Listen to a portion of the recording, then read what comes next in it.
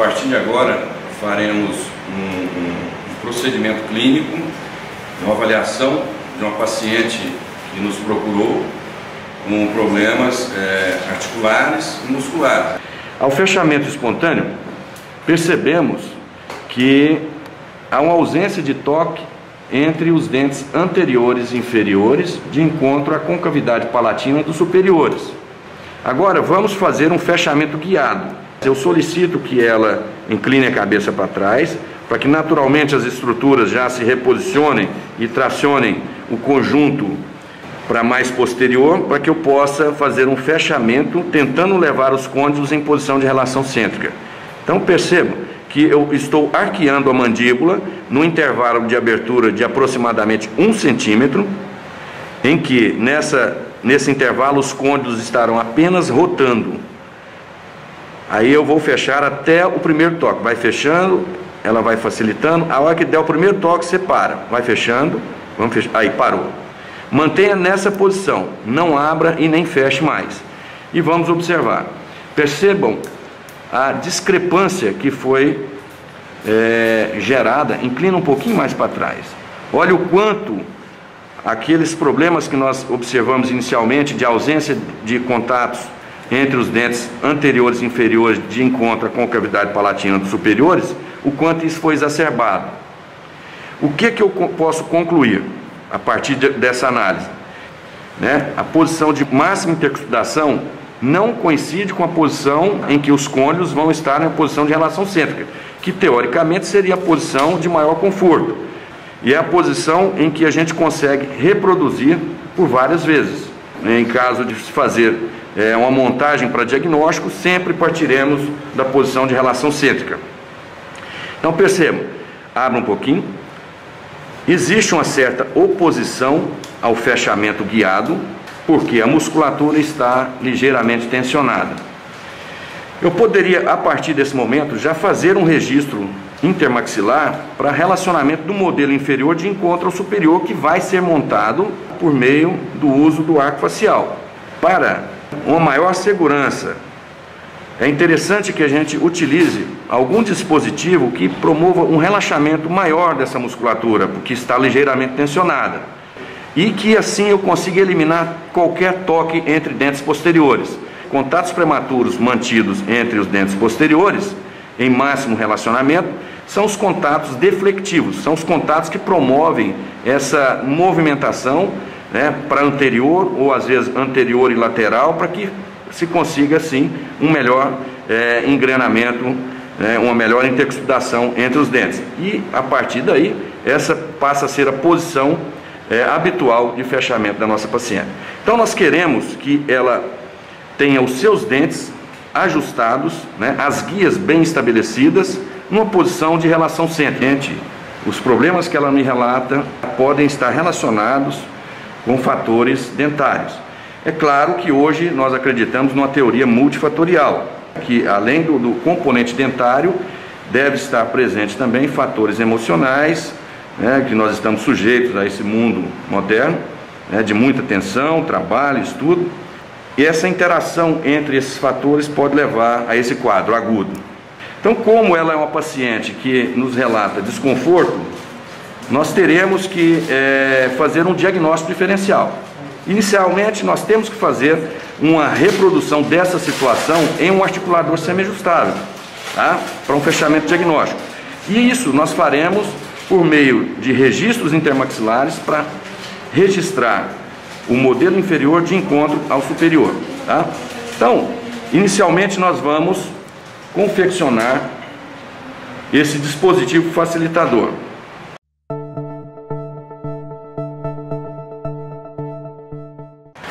O primeiro passo consiste em adaptarmos uma lâmina de papel alumínio sobre os dentes anteriores superiores.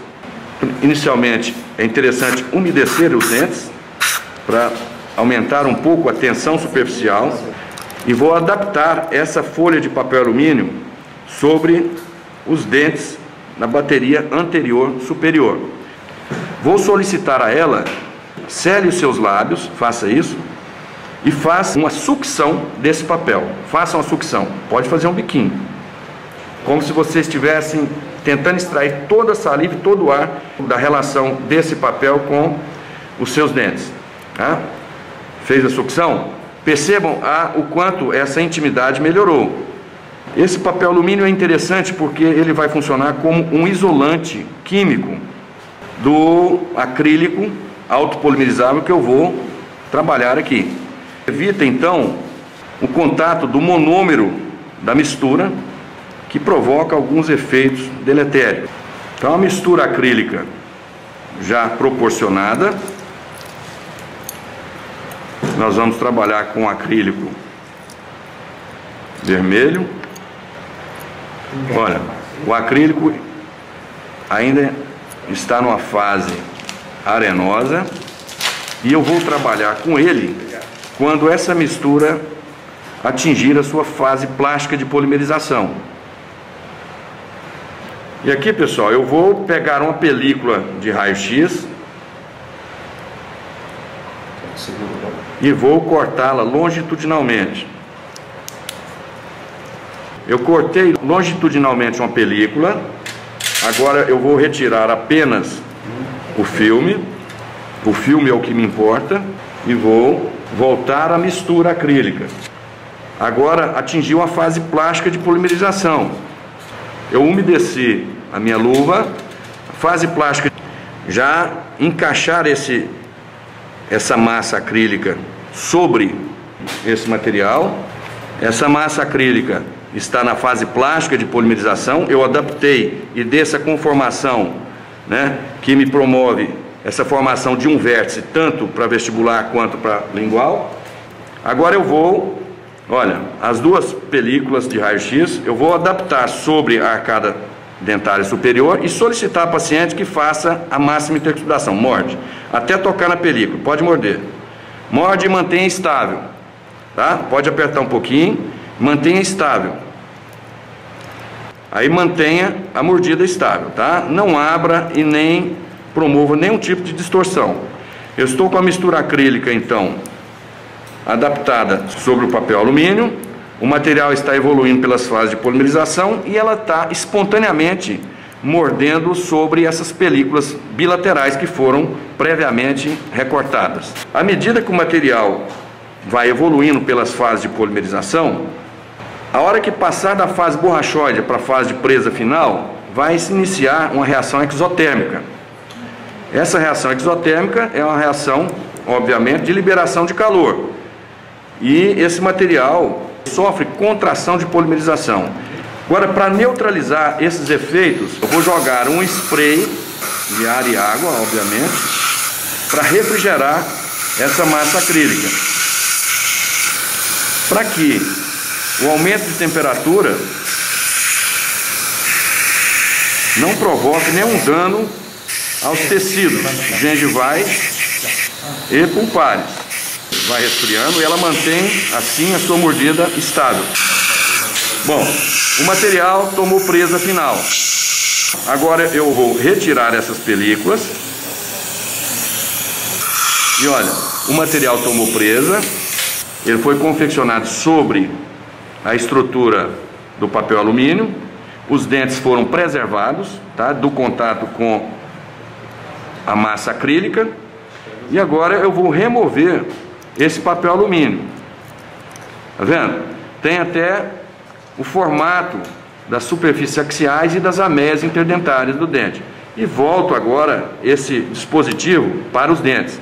É importante que fique estável, sem báscula. Então, fecha. Olha, a paciente fazendo o fechamento espontâneo pode fechar até encaixar os dentes. Quando você fecha nessa posição, há algum toque de dentes posteriores? Não, né? Não há toque. É importante a utilização da película de raio-x, porque ele tem uma espessura bastante delgada e promove a eliminação de qualquer contato entre os dentes posteriores, bilaterais. E de forma que os dentes mandibulares vão se aproximar ao máximo dos dentes maxilares sem ter contatos dentários. O contato vai ser entre o objeto, que é o filme, que vai estar interposto entre as arcadas. Então percebam, agora quando a paciente faz esse fechamento, os dentes se aproximam bastante, mas não há toque. E eu tenho apenas toque aqui na região anterior. Eu vou agora ajustar esse dispositivo. Abre um pouquinho. Bom, então, agora nós faremos a interpretação desse dispositivo. Então aqui nós temos a face vestibular, que foi confeccionada, né, com aquela empunhadura que eu falei, tá? E aquela empunhadura já promove um vértice na face palatina, percebam? Quando a paciente vai fechar a boca, os dentes inferiores edentaram essa estrutura acrílica nessa região e as películas de raio-x eliminaram todos os contatos dentários entre os dentes posteriores, tá? Tanto do lado direito quanto do lado esquerdo. Então eu só tenho toque dos dentes mandibulares, né, de encontro a essa estrutura na região mais anterior, e eu só preciso de um ponto de contato anterior. Com a broca Maxicut montado em um motor elétrico, eu farei agora o desgaste desse dispositivo. Eu começo do vértice daquela marcação que eu fiz aqui com grafite para as adjacentes, percebeu? Olha. Agora eu vou desgastar aquele platô que ficou estabelecido, desgastando da edentação para a lingual.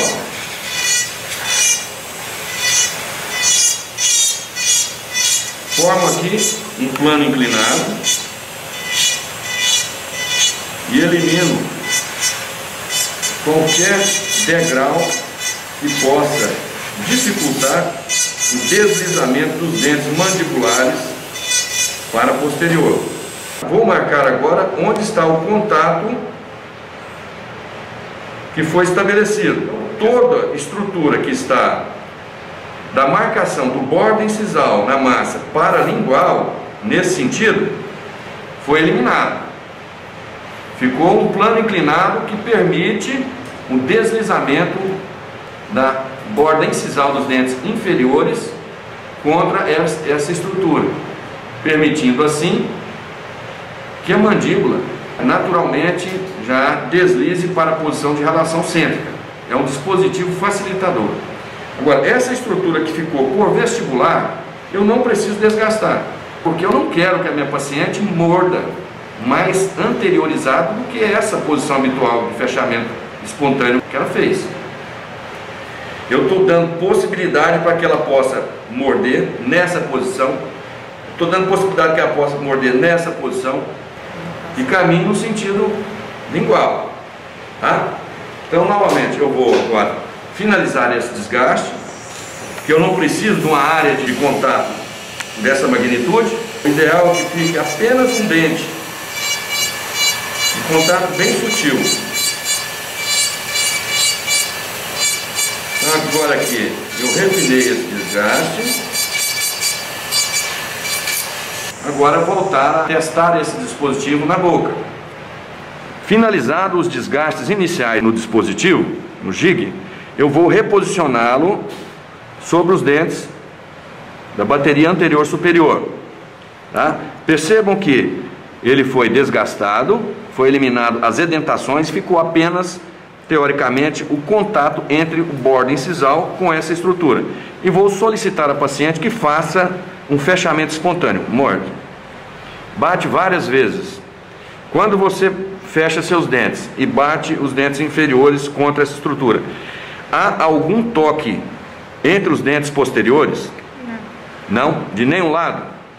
Bom, eu fiz aquele desgaste grosseiro no jig e ainda continuo não tendo toque entre os dentes posteriores. E essa é a intenção do jig. Eu vou certificar desse contato dos dentes inferiores com o uso de um papel para articulação. Eu estou aqui com um papel bastante fino, é um papel Acufilme, pode bater, bate várias vezes. Percebam que em nenhum momento eu tive a preocupação em fazer um fechamento guiado. A paciente está espontaneamente fazendo. Agora abre um pouquinho, ela fechou várias vezes, Tá? Percebe que houve uma marcação pelo carbono. Eu vou conferir isso no dispositivo. Veja, quando a paciente faz o fechamento, ela está tocando em um ponto, porém a gente consegue observar que está trocando nessa estrutura axial aqui, tá? Quer dizer, ela está tentando fazer um fechamento mais anterior do que o fechamento que promoveu o registro da indentação no jig. Então, eu posso manter assim ou eu posso desgastar um pouquinho. Eu vou desgastar um pouquinho. Olha, é muito pouquinho que eu tenho que desgastar. E esse desgaste, ele é feito com cuidado para que não ocorra desgaste na posição onde o bordo incisal tocou, tá? Eu vou limpar essa marcação para vocês verem qual a marcação que vai permanecer com o uso do papel para articulação. Então veja, eu fiz aquele desgaste inicial e agora refinei com o segundo desgaste, volto novamente a botar o papel para articulação e solicito ao paciente que faça um fechamento. Pode bater. Abre um pouquinho. Nesse momento, eu não tenho nem que preocupar se a paciente está na posição mais inclinada com a cabeça ou se está na posição mais confortável para ela, porque eu preciso dar liberdade de fechamento nesse momento, porque quando a paciente permanecer com o jig por alguns minutos para que ocorra o relaxamento, ela não pode ficar tensionada, ela tem que ficar na posição supina de conforto. Observem a marcação, olha, a marcação deixou de acontecer naquela superfície axial vestibular do dispositivo, está tocando apenas na posição mais da base mesmo, e tem dois toques, tá vendo? Vou eliminar esse toque da esquerda. Então veja, agora eu permaneço apenas com o toque no ponto mais central. Bate os dentes e novamente faço a pergunta: existe algum contato entre os dentes posteriores ao fechar? Não, só existe toque aqui na frente. A partir de agora eu vou deixar a paciente numa posição de repouso, vou umedecer os seus lábios aqui. Vou deixá-la nessa posição de repouso por 10 minutos. Ela pode permanecer com os dentes tocando no dispositivo ou sem toque nenhum, isso não tem problema. A questão é que eu preciso eliminar os toques entre dentes posteriores, esses contatos mantidos entre os dentes posteriores que estimulam as parafunções ou a busca de uma posição de máxima interexudação. Eu quero promover assim um desaparecimento da percepção proprioceptiva desses contatos posteriores para que naturalmente a mandíbula já busque uma posição de maior conforto. A posição de relação cêntrica é a posição que nos dá uma melhor possibilidade de diagnóstico. Então, 10 minutos se passaram, a paciente permaneceu nessa posição, deitada confortavelmente, e agora eu vou tentar fazer um fechamento guiado com a presença do dispositivo. A função do jig é um facilitador para a obtenção desses registros em relação cêntrica. Então, desprogramando essa musculatura da presença desses contatos, ela vai ficar mais relaxada e eu vou conseguir fazer um fechamento. Olha, aqui eu percebo que a mandíbula está agora arqueando com muita facilidade, devido à desprogramação da presença dos contatos deflectivos posteriores. Agora sim, eu solicito ao paciente que incline a cabeça para posterior, para que as estruturas do digástrico, por exemplo, já tracionem a mandíbula por posição mais retruída. Eu percebo que está livre, a mandíbula está livre agora, olha. Eu não encontro oposição da musculatura. E eu vou agora fazer uma marcação no jig. Nós temos a marcação inicial para ver se há uma diferença de posição entre a posição de fechamento espontâneo que ela fez nessa massa, né? E agora com o fechamento guiado, contato no jig.